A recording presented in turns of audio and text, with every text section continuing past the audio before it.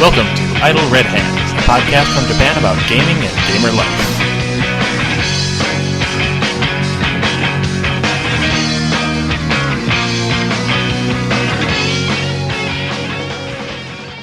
And welcome to Idle Red Hands. I'm Wayne. I'm Lyal. And this is a Pantheon Pandemonium, which we haven't done for a very, very long time. Yes, we haven't.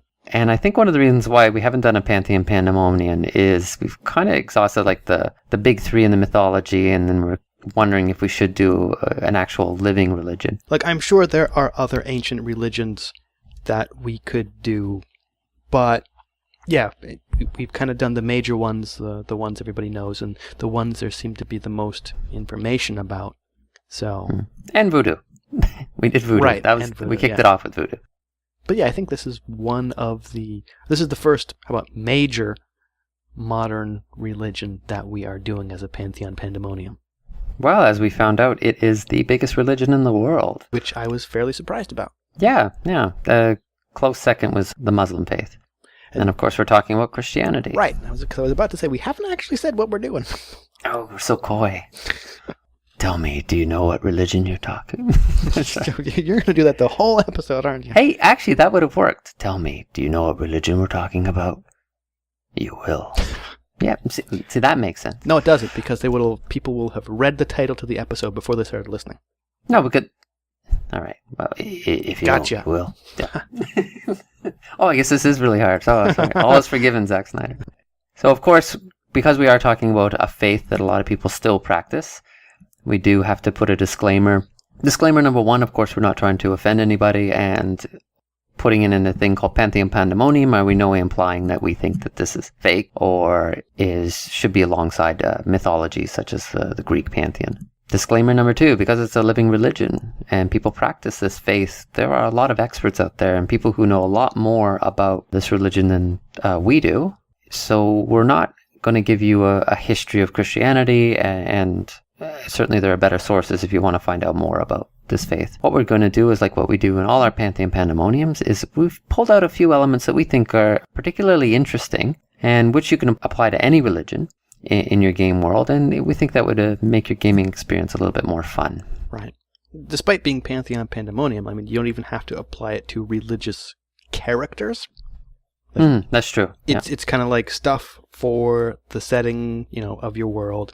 And yeah, as Lyal said, the elements we're going to pull out of Christianity aren't even necessarily exclusive to Christianity. As with all our Pantheon Pandemoniums, they're just elements we think or we felt were interesting about the religion being discussed. And there's certainly a lot of settings out there which incorporate Christianity. You could play modern times. It's sort of the default as you're playing a Judeo-Christian world in a lot of respects, depending on which country you're playing in. And certainly some settings have done very well, like a Fading Suns comes to mind immediately, incorporating Christianity and putting it into the future and how that would manifest itself. Dune, it's not necessarily a game setting, it's just like a science fiction setting. It does a very good job of, I guess, progressing Christianity. I don't want to say that Christianity isn't progressive, but imagining what it would be like in the future. Right. No, you bring that up. I guess a lot of, especially modern, mystery settings. I kind of think if you play X-Files or something like that, then just because that's kind of the default for the Western world, that's the religion you're playing with. I hadn't even really thought about the movie Indiana Jones, and Oh, that's a good one. I was thinking Supernatural as well. Okay, yeah, pretty much. Certainly Indiana Jones with Holy Grail. Yeah, Holy Grail. Ark of the Covenant. Yep. So, that was, Raiders of the Lost Ark flew out of my head as soon as I said Indiana Jones, even though that's the one I was talking about. But, stuff like that. Even though... there's also the Last Crusade. It's got the Holy Grail. Yep, Last Crusade. Even if you don't expressly say that you are playing in, a Christian-based game, you are with those kind of relics. Yeah. And if you're playing Old World of Darkness, hey, Descendants of Cain, if you have Cain, you've got God. Well, with the world's longest disclaimer, we will move on to the actual element. And the first element we have is the reboot, or the old on top of the new. So reboots very popular with movies and TV series, and also popular with Christianity because you have the Old Testament and the New Testament. And what we liked about this, I mean, there's a lot of things we liked about it. One of the things was you have these two texts that the same religion or the same faith considers like canon, but they contradict each other. The Old Testament will have things like an eye for an eye, a very classic, and the New Testament has turn the other cheek. Right. So you could say it's a reboot or it's a revamp or a progression of the religion.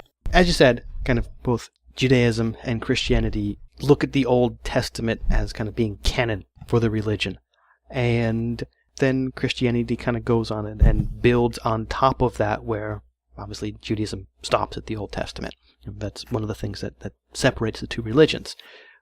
So it is kind of like a reboot, as you said. And I felt it was kind of different from Syncretism, if I'm saying that correctly, where, I guess to use the Roman example, they basically used Greek religion and kind of mixed it with their own, and they adopted a lot of the, I guess, customs and gods and, I guess, rites, for lack of a better term, into their religion and kind of made a new thing, but I feel they combined these religions more than Christianity did, where Christianity kind of built on a foundation of Judaism, but didn't really mix the two religions together all that much.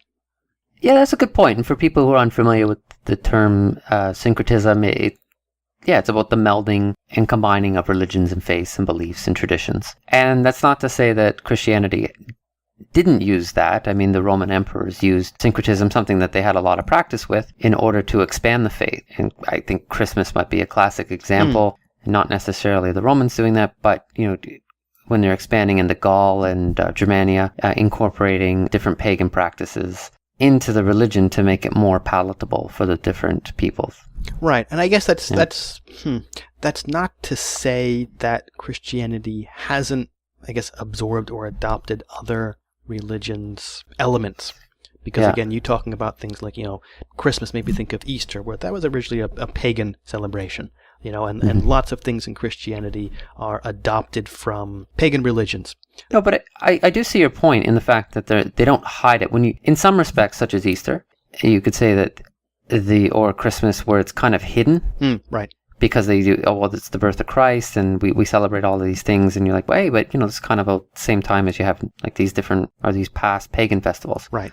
And these traditions we used in these pagan festivals. But with the Old Testament and the New Testament, it's not hidden. I mean, Abraham is still Abraham. Mm-hmm. Yeah. I mean, you still have got Genesis is still Genesis for both the faiths. It's just they've added the New Testament. And, of course, Judaism has Jesus Christ in a certain respect, just not as the Son of God. Right. Now, the hidden thing is exactly what I was going to bring up, because things like Easter and Christmas, my feeling is Christianity has hidden the fact that they were really adapted from other religions. And they've kind of said, no, it's all about these things now. Whereas, the Greek and Roman example, I of course, no one really knows now since no one was alive, or no one is alive from back then. But I get the sense where it was kind of more of like an open secret. It's like, oh yeah, you can call that guy Jupiter, or you can call that guy Zeus, because he's the same thing, Yeah. Whereas, Christianity is like, no, it's this now. But as you said, then you go to the Old Testament and the New Testament, and nothing in there is I guess, hidden, for lack of a better term. They're the same people across the same books, and they kind of build on each other. Mm-hmm. And, us living in Japan, I think we have at least a pretty decent idea of how syncretism works, at least for pop culture. Because you look at things like, Christmas here, or even, the Colonel Sanders outside of the KFC, and all these things that have been adopted from Western, primarily, I guess, like, North American culture. But it's different here. Christmas here happens on the 24th. It's kind of about presents, but usually only for kids, and it's kind of become a romantic date night. I mean, a lot of the trappings are still there, but a lot of the context isn't. So sometimes for me it feels kind of weird where I'm like, I know what's going on, or like we just had Easter recently, and there's sometimes Easter decorations, but again, there's kind of no, maybe I hate to say that there's no substance to it anymore, because they're just taking the trappings and the elements, but without really with what they mean. So yeah, that's kind of our, I guess, first-hand experience with syncretism being over here in Japan. Now, how does that work for a game world? I suppose it works where you have the old faith and the new faith coexisting, and the new faith hasn't completely rejected the teachings of the old faith. So it's slightly different than, let's say, a Game of Thrones, Right. where you have the old gods of the north, which I imagine were worshipped through Westeros a bit more, or it was a bit more widespread in the past, and then the Seven came, and the Seven kind of supplanted the old gods in the south. Whereas this is, whatever lessons that the old gods were providing, they were still valid. But just on top of that, you do now have the new faith. And you can still have people who just only adhere to the old faith. And I guess for lack of a better way to put it, like the Jewish people, you would say, adhere to the old faith or the original faith. Maybe be a nicer way to put that. But then you now have people that not only have their core beliefs, not necessarily all of their traditions and practice, their core beliefs, but then they've also added to that with this new faith. And then they coexist. That doesn't mean that they get along. Right. But certainly they coexist. No, that's a good point. I was thinking, to put it kind of in real world terms. Yeah, okay.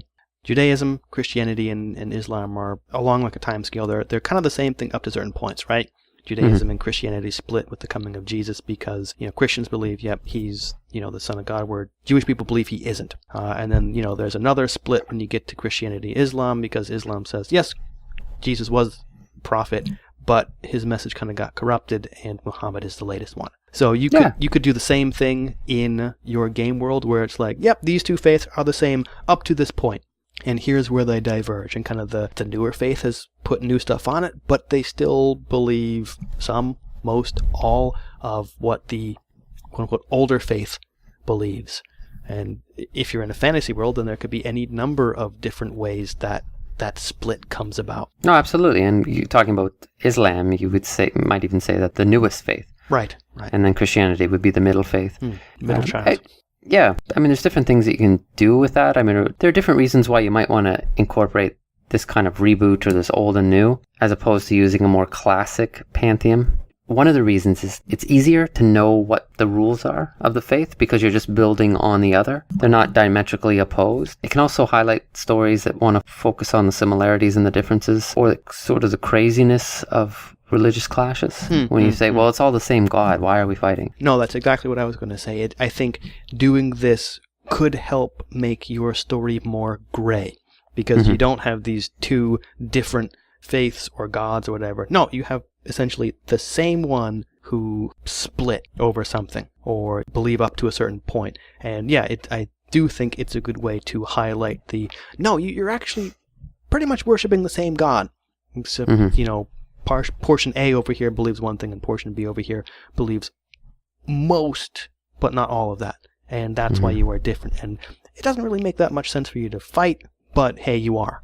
Yeah, and also we all come from a monotheistic background, because even if you're like Buddhist or Christian or Muslim or Jewish, you believe in the idea of this one God as opposed to a pantheon of gods. So that's easier for people to wrap their heads around. So, if you're looking at a game system where faith is providing some sort of power, people can get it's coming from that one source, and then people are interpreting it in different ways. Kind of have the idea where, okay, I get that there's that supreme being that's providing the power, but you still have the differences on the material plane. Okay, I was wondering, while you were saying that, I was wondering if that would make things easier or more difficult, and I think it would actually kind of do both. Because, it kind of makes things grayer, where you could say, okay, in this world where we have magic, and it's a monotheistic setting, well then, everybody knows that magic is going to come from this one person, which could make it difficult to rectify having different types of schools or different types of magic if they're all coming from the same place. Again, I'm kind of thinking of D&D and their, different schools of magic when you go to the arcane class. And then you also have divine, there's that big split there.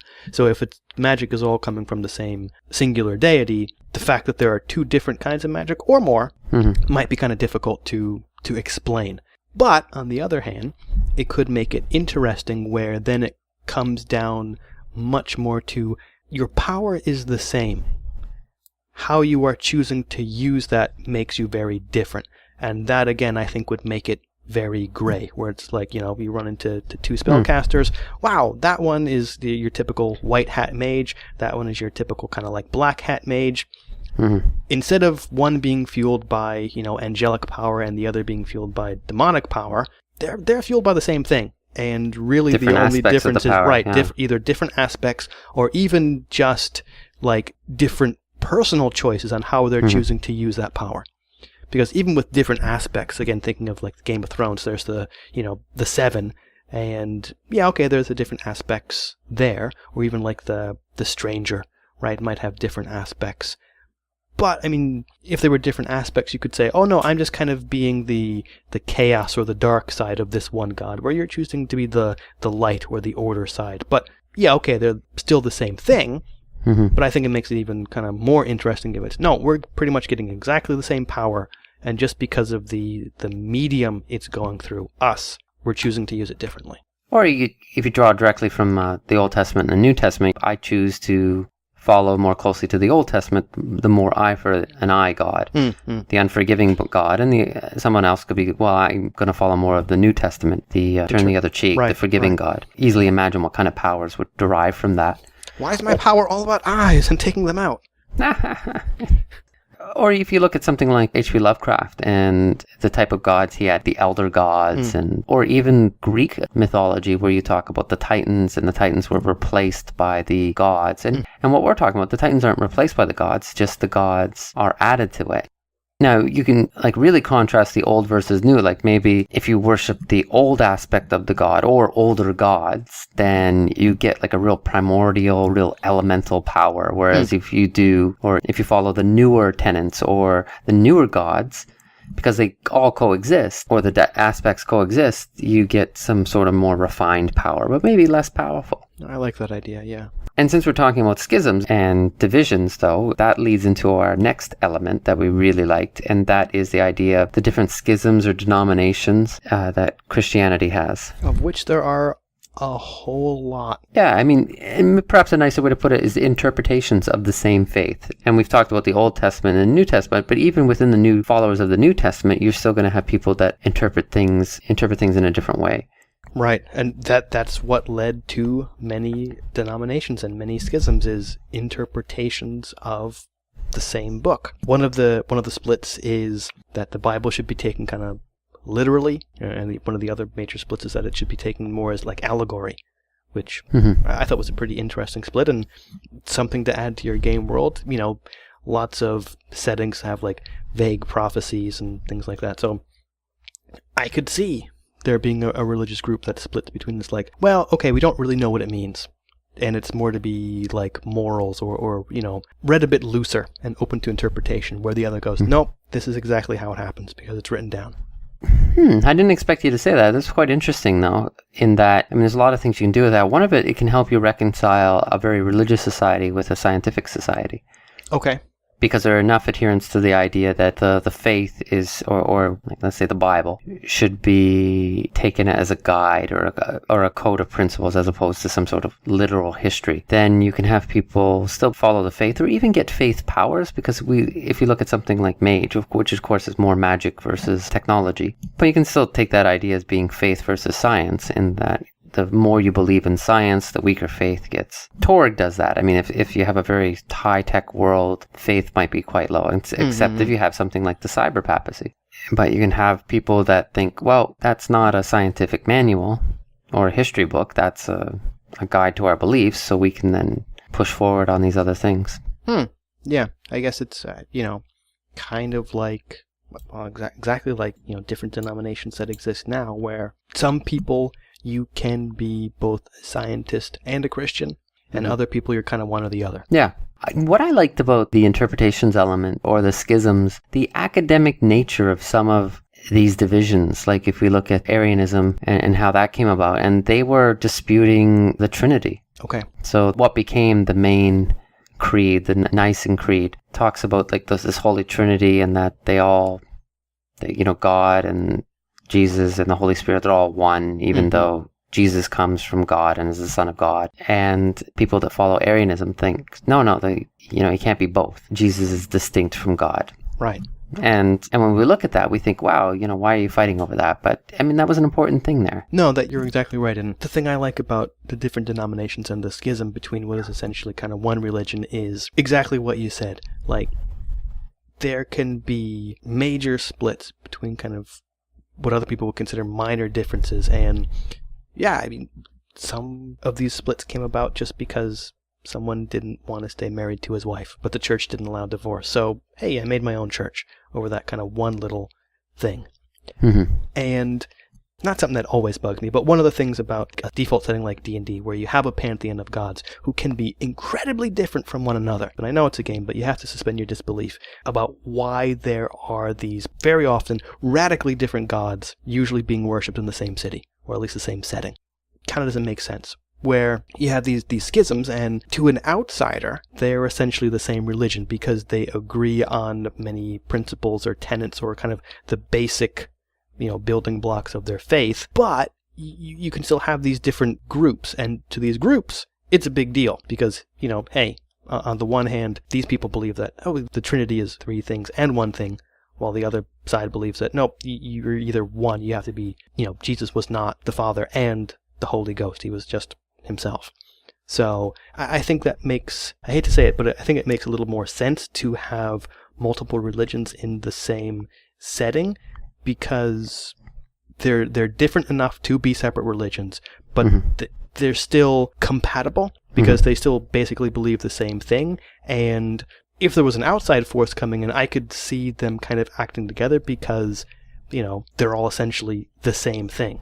Yeah, a few things from that. One, like how cool would it be to walk into a temple and you have priests or priestesses debating what different things mean? Mm-hmm. Or being a priest and kind of looking more carefully into, or looking more closely into your faith. Right. And not just looking at a list of powers that you derive from it. Another thing is, because they're all similar, like people would all have the same base to work from, so all your players kind of understand what the core religion is, but knows that there's different denominations. Right. And then that can be interesting is what's splitting these people. It could be, something like the Trinity, or it could be how they view families. I mean, if you look at, and I'm not saying that this is the reason why Mormons separated from other Christian faiths, but I mean, that is one of the differences that they had was the idea of polygamy. Mm-hmm. So you can have people, they worship the same faith. One of the things is that they believe that you can have multiple spouses, although it might be multiple wives, not husbands. Is, yeah. No, I guess like building on that, like one of the, again, getting back to Japan, one of the interesting things about here is I don't know if it's a full denomination, but there is a group of Christians here who believe that Jesus actually wasn't crucified. Instead, that was his brother that was crucified, and that Jesus somehow made his way to Japan and lived out the rest of his days here, kind of preaching over here in Japan. And there's actually a tomb where Jesus is buried. Okay, fair enough. I'm sure other Christians would disagree with them, but both of them would agree about the basic tenets of Christianity. And getting back to what you said about how exciting would it be to kind of walk into a temple and have, see priests and priestesses kind of having an academic discussion of the differences between their religion. Okay, maybe it wouldn't be that exciting for the players, can we fight something now? Yeah. But I think that would be interesting, and that would be kind of exciting where, instead of just picking powers from a list, there's a little bit about, okay, here's what this denomination believes, here's what this other denomination believes, here are the differences. And that would be another way to bring a party together through something that I think doesn't really happen all that often, religion. I mean, like maybe you have like clerics and maybe priests and paladins in the D&D sense, but very rarely are people of the same religion. Because, again, we've kind of discussed before that unless you're a divine spellcasting class, you don't really get any benefit from following any kind of religion, so why follow any?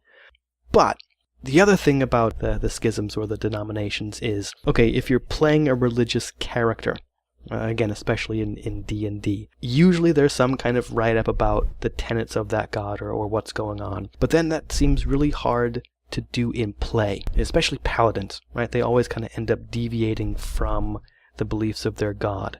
So rather than being punished and losing powers because they broke whatever tenet, I think it would be kind of a lot more interesting if it was, okay, you're probably not that religion anymore. You are this other denomination because of that difference in beliefs.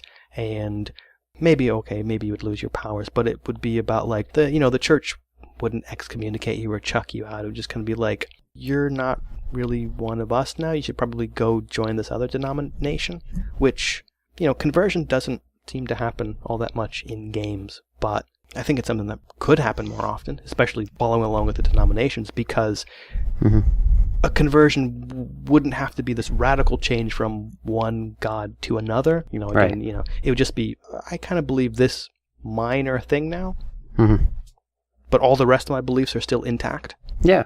Well, your players can now have a role in shaping the religion. They can create their own denomination, which is something that would be difficult to do if you have an established pantheon. The players can't really create their own god to have something that fits them better. I'm sure they can if you allow them to add to the pantheon, but a denomination would be even easier, where they go, well, I believe a lot of this, but I think we should deviate here. Right. I want to be a murdering paladin. I don't think there's anything problem with that. Right. So therefore, when I feel it's okay, I can murder. Right. You know, if the guy's not giving me information, I can stab him or start cutting off pieces of his body, and that's my denomination. The murder hobo denomination. Right. Yeah. Sorry, one thing about the academic interpretations of the religion, it might be harder to do if you have a very active god or active pantheon, because the idea is like, sorry, how should we interpret this Holy Trinity? Are they all distinct from each other? Or are they all distinct but united? Just a sec, I'll talk to Palo hold on, now. let me cast a 20th level wish and figure it out. Yeah, or something. Yeah, I'll just pray and talk to my god. You know, you don't have to give me spells tomorrow. Just tell me the answer to this. All right, we've got it. So there's no council. So you guys were wrong. Haha. But I like the idea of a more opaque nature of the religion, which is the reason why we have schisms and interpretations. And of course, more cynical reasons such as the desire to divorce a wife. And marry someone else, yeah. Yeah, it's that people don't know necessarily what the gods are saying or what God is saying, so they have to try to interpret it. No, that's a good point, and I think the idea of the different schisms, and especially having the players involved in forming new religions, would only work in a setting where the gods don't take an active hand in mortal affairs or are aloof, you know. Otherwise, as you said, they're just like, hey, what's the correct answer here? And you'll get one. That can also explain why they're not so quick to abandon the old gods or the old faith. What if we're wrong? What if we're wrong? I mean, sure, we believe in the new faith, but let's not be so quick to jettison everything from the old faith. Because just with Christianity, Jesus was Jewish. Right. So he comes from the old faith. So we're like, well, he's our connection to the old faith, so we can't abandon that. No, that's a really good point, yeah. Yeah, so we'll just keep everything. Yeah, on the one hand, it's kind of like, maybe a bit selfish, where you could say, no, in case we were wrong, we were still kind of following most of the original, you know, religion. But I guess on a less cynical note, it's a bit respectful, where you can say, okay, yep, the founder of our faith was originally this religion, so let's not completely chuck that under the bus. Let's honor that and accept most of that. Right. Another thing I like about the idea of denominations and interpretations and keeping most of the religion the same is when you have, I guess, a narrow pantheon or a limited pantheon, then it allows you to have a very deep pantheon. Okay. Or religion. So much is similar. You focus on what the differences are and then really explore those. Okay. And we also touched on this a little bit in festivals, is that if you have a lot of things that are similar, the players can easily grasp and understand the religion because it's all basically the same, but then it allows you to highlight the differences. No, you're exactly right, yeah. You don't have to explain everything about the religion of this completely brand new religion and hope they pick out the thing you want. You can just highlight, okay, this is the one thing that's different between these people, as far as their faith goes. Right.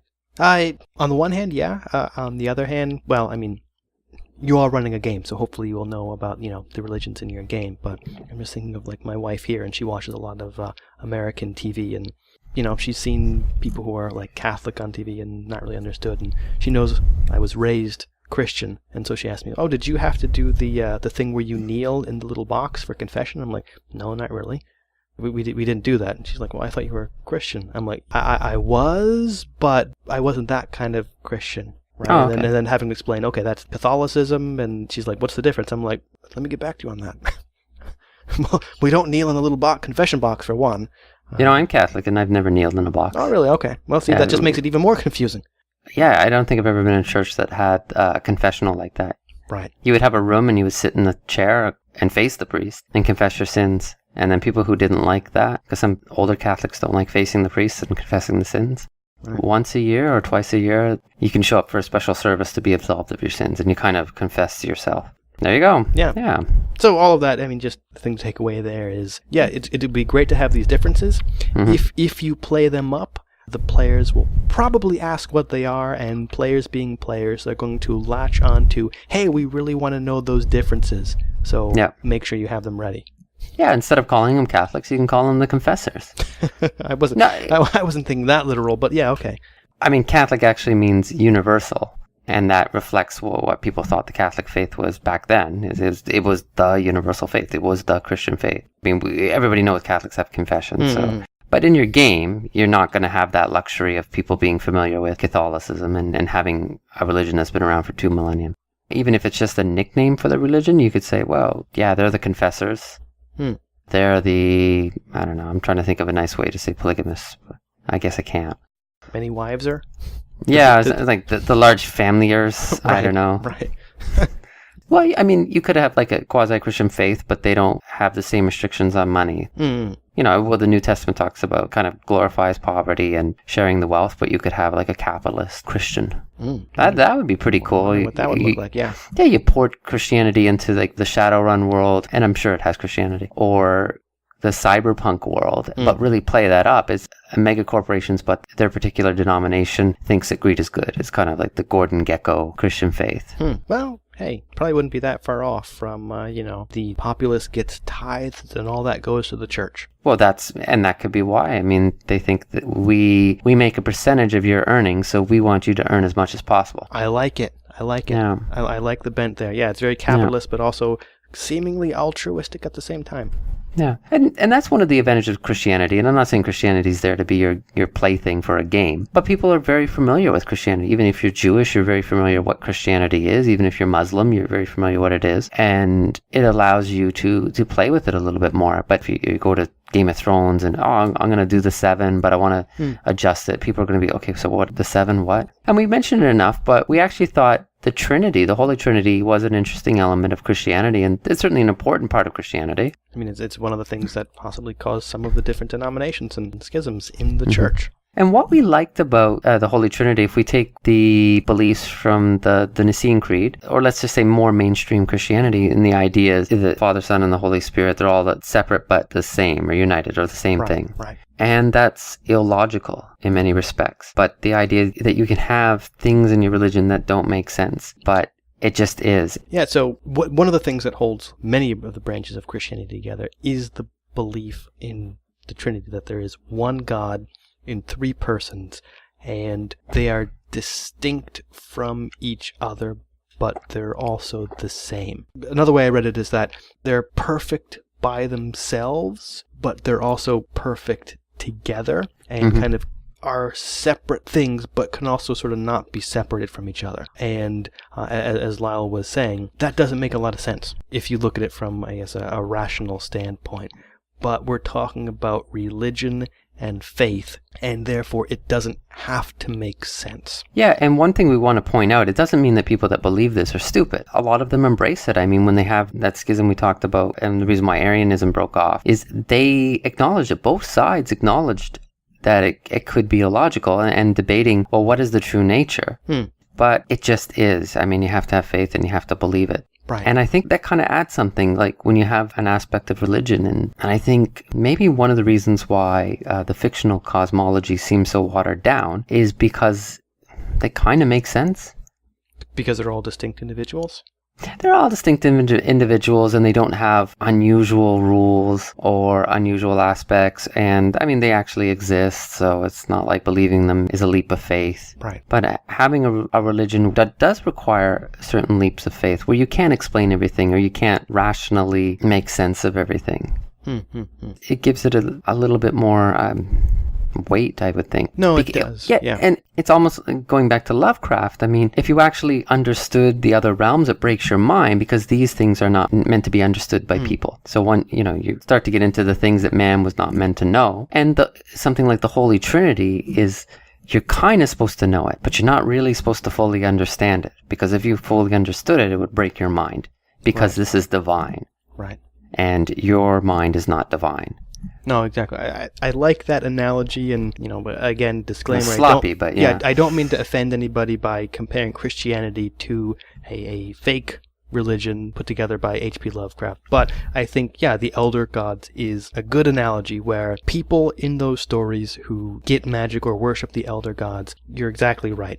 Understanding all the workings of the elder gods breaks those people's minds. And the people who do fully understand it, well, usually they're not in any kind of state to do anything. It's kind of like the cultists or kind of the sorcerers who just accept it and say, this is just how it works. I'm not going to try and understand it because I'm not meant to. So this is how it is, and I'm going to follow that, and I'm going to accept that. And it's kind of the same thing in Christianity. Again, not to offend anybody with that analogy, but there are 3 parts of God that are all separate from each other, yet you kind of can't separate them because they're all the same thing. Okay, I'm just going to accept that. And no, it doesn't make sense, but it's a central part of the religion. And you know what? Yeah, you're right. Maybe I'm not meant to understand it. It just is, and that's how it works. Yeah, I like that point about that's just how it works. We can't understand it fully, but we know that if we follow certain things, things will work for us. Mm-hmm. I also like the idea of using the Trinity, or something like the Trinity, of course, as a warning. And the idea is, this is really important, and this is true, but I don't understand it. Mm-hmm. That's fine. You're not meant to understand it. If you were to fully understand this, it would break your mind because it's not meant for people to understand. Mm-hmm. It just is. You are not divine, so you can't understand it. Something like that. I don't know if I'm explaining it perfectly. Certainly, a book covered in human skin like Necronomicon might be a better warning or a clearer warning, right. And put in a cabin in the woods. But something like this idea is just, if you want to learn more about this religion, be warned. No, I just kind of thought about it now, but you kind of talking about the Necronomicon, this book bound in human skin, and kind of having it being a warning to the players. After apologizing about comparing God to the elder gods of Lovecraft, we're now going to get into comparing the Bible to the offensiveness. Right. But the Trinity, the fact that there are 3 parts of the same God, the symbol becomes a triangle, which is a motif repeated throughout Christianity. So then because of that, whatever kind of rule that doesn't make sense, for lack of a better term, that you wrap around this religion that you're going to create or emulate or whatever, there are then symbols, you can use to hint at that, whether it's using a triangle or having things coming in 3s. Again, it's kind of difficult to make up a similar rule on the spot that kind of doesn't really make sense but doesn't need to, so I can't think of any examples. But once you kind of hit upon that rule similar to the mystery of the Trinity, I think it would be kind of easy to come up with symbols that are less gruesome than binding a book in human skin, but still signify that, hey, this is somehow connected to, the religion, and so we should tread lightly. Maybe not be scared, but just more of a symbol to accept things at face value, even if they don't make sense. Yeah, and that's another important thing about the Trinity, is it's something that you can really hold on to, like you said, with a symbol, a pretty simple symbol of a triangle, and repeating it. Or the idea of things in 3s is a very important part of that religion. Or even replicating the Trinity when people cross themselves. They form both a cross, but what they're also talking about is the Father, Son, and the Holy Spirit. So repeating that, so you have a pretty simple symbol or idea, but it manifests itself in many different ways. And it can be used, like you said, as a sign for different things. So when people do the triangle in this world, it could mean, of course, that they're adherents to the fate, or it could also mean that this is a mystery, or something that we're not meant to know. You could have a door and it's got a triangle, and it's like, well, that's the equivalent of top secret in this world, or forbidden, you know. No, I like that, yeah. I was kind of laughing a little bit, because usually whenever the player characters, or the players, have their characters come across it. Yeah, exactly. Whoa, a forbidden door with a triangle. Well, we better not go in there, said in the stage whisper as they go to get the axe and, chop it down and go figure it out anyway. When has a big warning sign on any door actually kept the player characters out? It's more like, hey, open me next. Going back to the mega corporations that are religious, picture that manila folder with the triangle on it. Although people are going to think Illuminati, but it just it's the mysteries of the Trinity. Or what you could do with that. Imagine the different ways you could do the Trinity. So the Trinity is the same for all the different denominations, but who they sub in. So, of course, it's quite popular to do now is to acknowledge that, half of the human race is female, and incorporate women in more positions of power or divinity. So you could have, the Mother, the Daughter, and the Holy Spirit. Yeah, simple change, but using the same idea. So for the player characters who do chop down that door, even despite it being forbidden because it has the symbol of a triangle on it, and get blasted into nothingness, well, hopefully they did a couple rituals before and will be granted salvation. No, not good? That was good. They'd just been blasted to nothingness because it was salvation and forgiveness. I was like, I forgive you, pile of dust.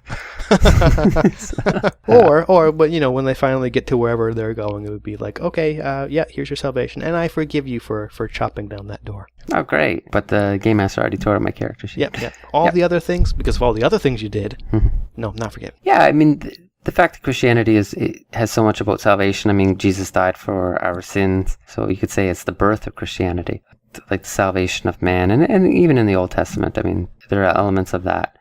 Well, there's a couple things you could do, I mean, and again, all coming from Christianity, because, hey, that's the topic. Yeah, the idea that Jesus died for everyone's sins, and that everyone who believes in this faith is therefore automatically granted salvation because that's why he died. And you don't even really have to do anything. Of course, not all sects or not all denominations of Christianity believe that. Other denominations believe you have to do certain things before you're granted the salvation. That could be something as simple as accepting Jesus Christ as your Lord and Savior, or it could be things like baptism, or kind of playing on the idea of salvation, going back to original sin in the Bible. The idea is, no, you are damned unless you accept this salvation. And the natural state of human beings before that state is that they are damned.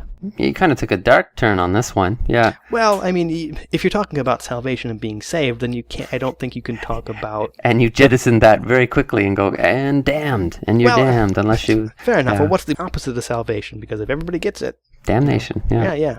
On the positive side, I mean, there is the idea that everyone can be saved. I mean, if you look at missionaries, and certainly there's a dark side, and I'm sure Wayne will talk about the dark side in a moment, but it was kind of a motivator, is you would want to go to different places where people didn't have the same faith as you, and you weren't trying to necessarily dominate them, but you were trying to save them and educating them. And it certainly gives you a goal or a motivation to explore, and certainly gives you the will to overcome certain obstacles. Right. But also the idea is that you can make a lot of mistakes in your life, and then at a certain point you'll be saved if you do certain things. And who doesn't like a redemption story? No, that's exactly right. And to keep things light, yes. Kind of the positive point here is, it doesn't matter how many mistakes you make or how terrible of a person you were before. Most of these denominations of Christianity believe that regardless of that, as long as you do some certain things, then yes, you will be granted salvation regardless of anything you did in your past life, essentially.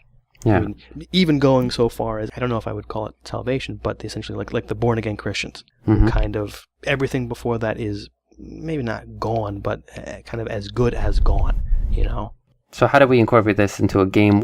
One way you can incorporate this, or one way you can use it, is to help you bring different races or different types of characters together, which might not normally coincide. And let's use the D&D because it's the easiest, but... Right. Having evil races, well, there wouldn't necessarily be evil races because every race has the opportunity to be saved, or every individual in every race has the opportunity to be saved. Right. So you could have the Dark Elf, you could have the Orc, you could even have the Mind Flayer, all in the same group working together because they've made the steps in order to be saved or to become good. You think, well, Dritz is just cool, and it's great that he's got a heart of gold for some reason. I don't know how he got it, but yeah, I read the books, but yeah, he's just kind of born different. But here, if you have the idea of salvation as part of your main faith, then that's not so unusual. Everybody could understand that, well, hey, he's following the main faith, so he's entitled to salvation. Yeah, it might get into missionaries and forced conversion, but as soon as you started talking about the normal D&D setting, because, that's the easiest, I immediately thought of Dark Elves, and it's like, what if they're not really evil? What if they just haven't accepted salvation? And again, if you take a dark turn, which I guess I'm skewing things towards, then they could be seen as evil by people who have been saved, but at the same time, I think it makes it maybe a bit better, because on the one hand, I guess you would have it racially based where, hey, all Dark Elves are kind of inherently evil. But, I mean, it's a bit more positive where, as long as they do a couple things, depending on the religion, they will be granted salvation. and they will be forgiven for whatever they are. Yeah, you could even play it as you're one of these evil races and you've done some evil things in your life, but now it's a time you're worried. I mean, this is your big motivation. You are worried about what comes next, and you'd like to be saved before you pass away. Right. So that's why you're doing good things. It's not necessarily because you just want to be at the same table as your friends, but that could be something to work into your character. And of course, history doesn't really support us too much about if you all believe in salvation, then we're going to treat you equally. Right. No. Yeah. And of course, I'm trying to put a positive spin on it. Yeah. Yeah. And of course, the denominations and the schisms, one of our earlier elements, means that people were quite happy to point out the differences and focus on those instead. Right. It's great you've accepted the faith. Unfortunately, you've accepted the wrong sect of it. Yes. So you're not going to be saved after all. Right. No, I mean, the man with a past storyline is one that gets done a lot in, popular media. And yeah, this person has done horrible things, but now they've either found religion or are trying to turn over a new leaf for whatever reason. And salvation and conversion, I think, would be, as you said, a great motivator to bring certain types of characters to the table where, they have that background of being evil, for lack of a better term, but they're honestly trying to get away from that. Yeah. And also, when you think of a lot of the fictional religions, you got to wonder, why would you have evangelists for that religion? Yeah, follow this God. Why? Well, because you'll be saved. Why would I be saved? No thanks, I'm fine with cord. Yeah, exactly. But if you have, you have the idea of salvation, it's like, if you follow this God, or if you do these things, if you want to divorce it a little bit from divinity, if you do these things, you will be saved. I read this comic book a long time ago. I can't remember the name. And it was just a mini-series. And it was set in a science fiction setting. And this woman demonstrates that she's really powerful, but they interpret it as she's very divine. And she has like very divine style powers, like glowing. Okay. Okay. So she starts like a crusade, or even Dune probably be a better example because people are familiar with that. Kind of starts a crusade that motivates and inspires the followers, and then they spread across the galaxy or spread across the stars to save people and introduce them to the faith. Some people are going to resist, but you think, well, we're going to keep trying, because if they don't accept her, then they're lost. Right. And we can't have that. Right. To not put a dark spin on it, then the people who are spreading across whatever setting are honestly worried about saving other people. And, the way to do that is to spread their religion and have the people to convert, because then they will be granted salvation. If that was done altruistically, then I think that would be something great to put into the setting. I mean, you could even do it selfishly, because, hey, that's what really has tended to happen in history. But if you were not going to make sort of the evil conquering horde, but I guess the good helpful horde, for lack of a better term. I mean, they're coming to help us. Exactly, swarm us with their help. Wow, this massive swarm of Tyranids, and one of them just stops in front of you and, excuse me, have you heard the good word? Yeah, I got some reading material for you. Oh yeah, I mean, it got kind of comical, but I mean, that would be interesting. Yeah, but you can do the flip side. Imagine an antagonist that does truly believe they're trying to save you, and they're really motivated, and that can be pretty scary. I mean, how do you can't bribe them. You can't reason with them in a sense, because they truly believe that they're doing you a great service by saving you. And if you resist, then the best thing to do is just to get rid of you, wipe you out. Right. Yeah, because if we can't save you, then you are being, if we can't save you, we're going to have to kill you because your continued existence is an insult to our God. Yeah. Right. Yeah. Thought I was getting dark. Yeah, okay. Yeah. Well, I mean, sure. I mean, we have to acknowledge it. I mean, there is the flip side of salvation, or the belief in salvation. History can attest to it. Certainly these people become almost fanatics. Right. And fanatics for a good cause is great. Fanatics for a bad cause is terrible. Fanatics for a good cause who are doing it wrong is perhaps even more terrible. Yeah. No, that's a good point. 'Cause I mean, maybe a bit of a tangent here, but yeah. A lot of times NPCs don't give up information, and then GMs play them as absolutely unbreakable, which I think can be a problem sometimes. But when you do play the fanatic, then it makes sense. And the religious fanatic is one way to do that. And it's a way for there to be the classic good on good conflict, where you and I share the same ideals. However, where one side is being a bit more soft about it, this other side is being completely fanatical, and their only kind of choice seems to be convert for your own salvation or die. I guess it's kind of like the God Emperor in Warhammer 40,000. In using the 40K universe, I mean, there's a couple stories where people have manipulated the Space Marines, for example. by manifesting themselves as Sanguineus or as, I think, like an emperor in one storyline. And they turned out to be, surprise, spoiler, chaos gods. Or chaos demons. But they've managed to whip the Space Marines, or those group of Space Marines, into a fervor, and they attack other Space Marines in that. So it's certainly a great plot device. Yeah. And you could even take a biological spin on this salvation. For example, like, let's say you've got vampires and they want to spread their vampirism because they think turning people into vampires saves them. It does. More preserves them. Yeah. And I think the important thing about the salvation is it's got to make sense to the people that believe in it. So it should sort of make sense. And we talked about how the Trinity can be illogical, but it kind of makes sense too. Right. And the same with salvation. It should make sense. It shouldn't be completely divorced from common sense. No, I think that's a good point, and I think that's kind of true with anything.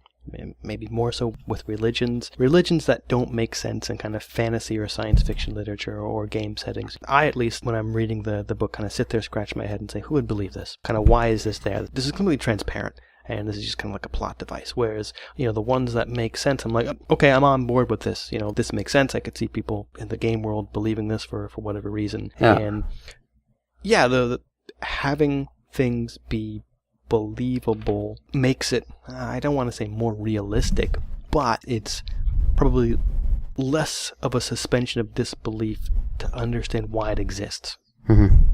And to end on, I guess, on a positive note with the salvation and forgiveness is to think about the stories, or even looking at, like, when we talked about Batman in the beginning, there's the idea that people can be saved. And to borrow from Dark Knight Returns, it was written in the 80s, so I don't mind spoiling it a bit, but the idea that he believes that Two-Face can be saved. And it's just a question of whether or not Two-Face himself can believe that he can be saved and come around and be rehabilitated. And that's why you don't just, like, straight up cold murder people. No, that's a really good point. And you kind of, saying Batman doesn't kill people, or, believes that Two-Face can achieve salvation and forgiveness. I mean, a lot of times in games you have people or characters who play pacifists or, aren't going to kill people, or the religions they supposedly follow have proscriptions against killing people. Or you're playing games where the characters are trying to be good, and good people don't kill bad guys. They try and get them to reform or repent and accept salvation. And I think using religion, and probably Christianity, since it's a topic, would be a really great way to do that. Like, okay, great, you're this religious denomination, and one of your core beliefs is salvation and forgiveness. Yeah. So that is a perfectly good in-game rationale to why you are going to let that bad guy go, even though you, the player, know they're probably going to come back and bite you in the ass later on, kind of the recurring villain. No, we're not just going to straight up murder that person in, the first scene of the first game, because that person can be saved, and we have to keep trying. That's a good point. Why be a pacifist? What's the point? Yeah. But the point is that everybody can be saved, and everybody is entitled to forgiveness.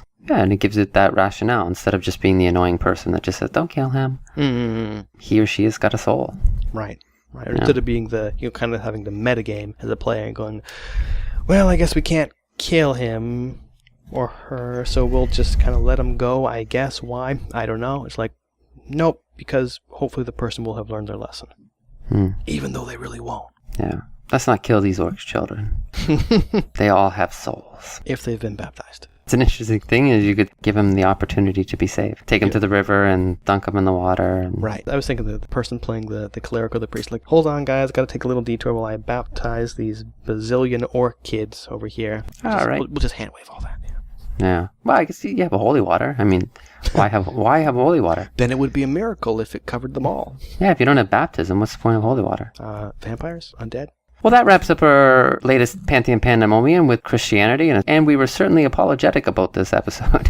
Right. Well, we did find out it was the largest religion in the world. So, but as you can see, pulling from something you can get a lot of good elements, and we certainly didn't touch all the interesting elements that you can pull from Christianity.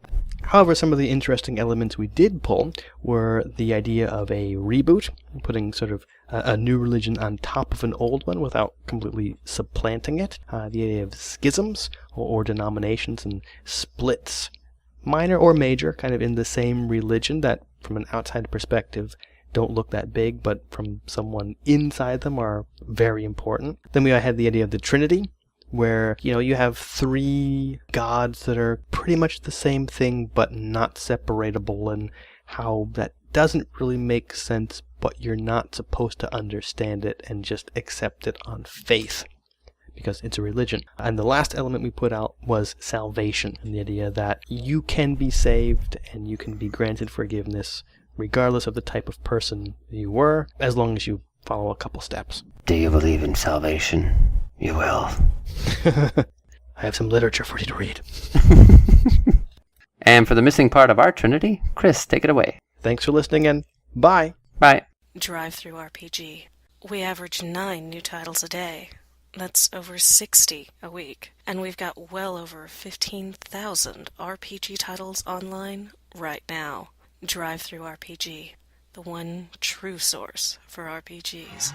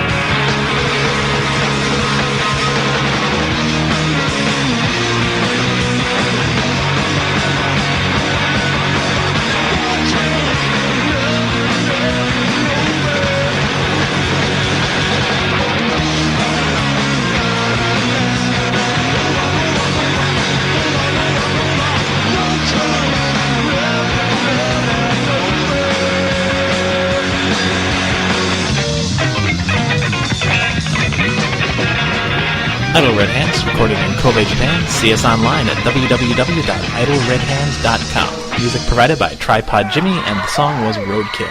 Hope you enjoyed it. See you next time.